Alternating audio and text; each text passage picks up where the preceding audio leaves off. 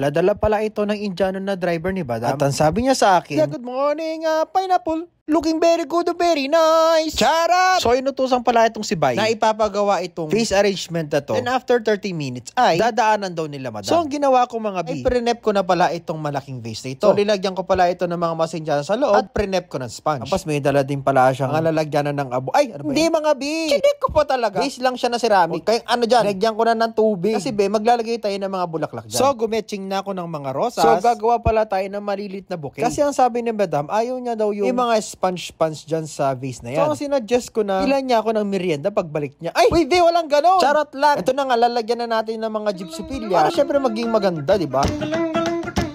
Ano ba yung kantang yun? So, puputulan na muna natin siya mga B. Kasi hindi required na masyadong mataas itong arrangement natin. Lalo na itong mga malilit. Kasi ilalagay daw ito sa gitna ng malilit na table. Alam mo, hindi kita malilimutan. Hoy! Hindi ganon! Ano ba yung Komi? Saan napupunta yung voice over mo? Nga, naglagay na rin ako ng eucalyptus. Bubuhulin natin siya gamit itong scotch tape, syempre. Para mas dagdag eksena pa talaga. Eksenadora ka. Ay, bakit may ads? Maglalagay tayo na mga steel grass. O, diba? Very simple lang. Mabilis ang mga gawa. Si mamaya-maya mga B, darating na ang ating customer. Kaya dapat, before sila dumating, tapos na ito. So, as you can see, white roses ang mga ginamit niya para mukhang sumalangit ang kanyang kaluluwa. Hoy, ano ba yan? Bakit gano'n? Mukha kasing yung mga lalagyanan. Lalagyanan ng abo. Naku, sa Pinas lang to. Babash ka talaga.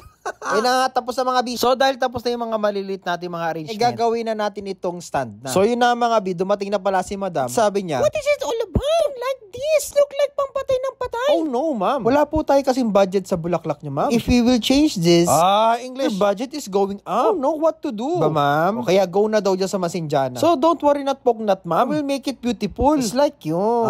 Tawa si madam. Tarot lang sa isip niya. Sa isip ko lang yan. So, ito na nga mga B, maglalagay na tayo ng mga white roses. Kasi nga, gusto niya maging elegante itong arrangement na ito mga B. At syempre, para mag-compliment siya dun sa mga ginawa natin mga lilit na mga base na para mga pang dead sickles. Anong dead sickles? O, pag malalaki pa yung Masinjana, tuloy mo sa gitna. Maging cute size lang siya. Technique na naman yan, B. So, after nyan mga B, ay pagbibigyan natin ng request ni madam. Hindi lang puro Masinjana ilalagay natin. Maglalagay din tayo ng mga eucalyptus. Naku, B, ang bango-bango niyan. Sa totoo silang B. Mekos-mekos lang natin siya mga B para lumawak-lawak lalo ang ating arrangement. Syempre, kakalimutan ba natin yung gypsophilia, B? O, apakabilis ang transition. Syempre, para ma-feel natin yung spirit of may spirit, may butterfly. Para pag nakita nila, oy, lolo, at charay, bakit may paru-paro? Yan ang pampaganda nga, B. Kasi nga uso.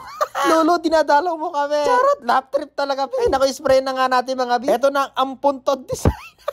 Hoy, hindi naman pampuntod dyan. Small party nga daw yan. Huwag kang issue, Komi. Hoy na nga mga big, kinalabutan pa kayo sa ating arrangement. Kung kinalabutan, comment down below. Kinalabutan sa ganda. Yun na. Siyempre, huwag din kakalimutan i-share. Sharing is blessing. Follow for more. Para magka-blessing sa katapusan. Thank you, G.